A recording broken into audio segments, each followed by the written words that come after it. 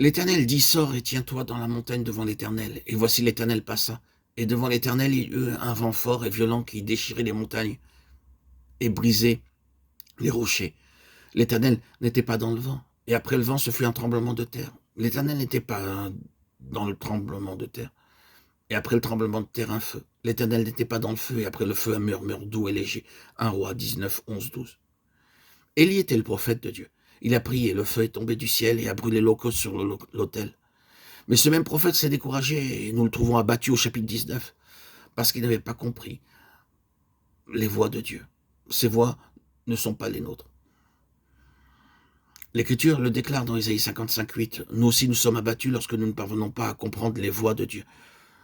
Sans le secours de Dieu, nous demeurons des êtres humains limités et nous ne pouvons pas tout comprendre. C'est la raison pour laquelle beaucoup d'entre nous éprouvent parfois des sentiments de découragement, d'accablement et de solitude. Nous sommes abattus comme Élie, car autour de nous, tout se dresse contre nous, au-delà de ce que nous pouvons comprendre et saisir. Nous trouvons nos fardeaux trop lourds, nos chagrins insupportables, nos problèmes très compliqués. C'est alors qu'il nous faut monter au sommet de la montagne. C'est dans un but précis que Dieu a conduit Élie sur une haute montagne, bien loin de tout autre environnement. Et là, il a entendu la voix douce et légère de Dieu. Désormais, il pouvait voir clairement ce qui devait se produire dans l'avenir immédiat. Cette expérience au sommet de la montagne l'a libéré de toute dépression, de tout fardeau de cœur. Lorsque vous êtes découragé, déprimé, accablé, la meilleure des choses à faire est de gravir quelques hautes montagnes spirituelles, d'où vous pourrez contempler le plan de Dieu pour vous et l'œuvre qu'il vous incombe de faire. De même, dans Matthieu 17:1, Pierre, Jacques et Jean ont été conduits sur une haute montagne. Le Seigneur les conduisit sur cette haute montagne, sachant bien qu'ils ne pourraient pas comprendre ces choses dans la plaine. Et c'est la raison pour laquelle ils durent gravir cette haute montagne. Et là, le Seigneur fut transfiguré devant eux.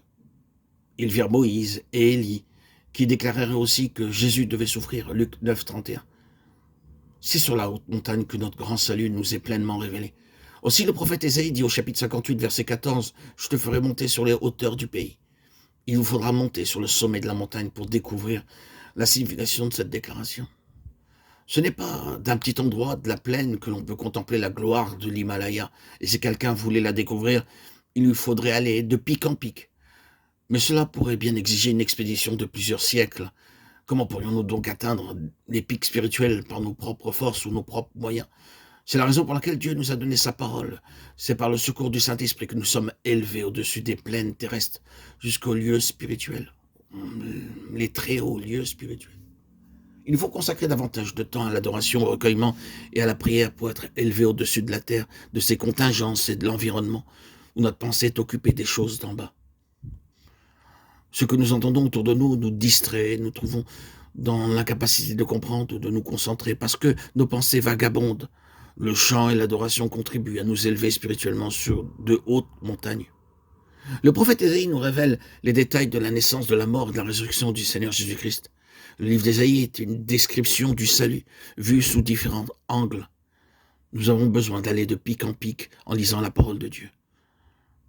Lorsque nous lisons les chapitres 24 à 66 d'Ésaïe, soit environ 40 chapitres, nous trouvons une description des grands pics du salut. Et si nous sautons d'un pic à un autre ou d'un chapitre à un autre au cours de ces 40 chapitres, nous sommes alors amenés à nous placer en des endroits élevés, très élevés, et ainsi avoir la grandeur, la magnificence, la beauté, la puissance, la gloire du salut que nous avons dans le Seigneur Jésus-Christ, dans son nom puissant, précieux